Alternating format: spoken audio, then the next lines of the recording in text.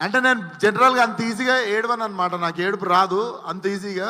అంటే ముందే ఏడుస్తుండే కానీ ఇంకా పెరుగుతుంటే కొంచెం ఎద్దులాగా పెరుగుతున్నప్పుడు కొంచెం గట్టిగా అవుతుంటాం కదా.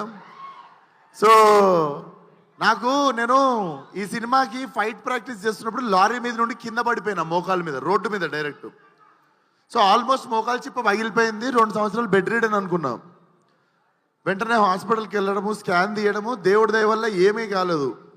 ఆ గంగానమ్మతో తల్లి ఉండే నాతో, అండ్ ఇంతమంది బ్లెస్సింగ్ అండ్ లవ్ అనుకుంటా.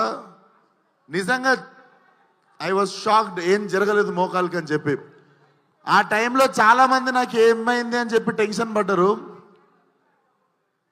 అంటే బాలయ్య గారు కాల్ చేసి ఒక 15 మినిట్స్ నాకు దెబ్బ తగిలిందని బాధపడితే, నాకు నిజంగా నేను ఆ టైంలో ఫోన్లో కనిపించదు అండ్ నేను ఎక్కువ ఎక్స్ప్రెస్ చేయలేదు, కానీ ఐ వాజ్ రియలీ క్రయింగ్.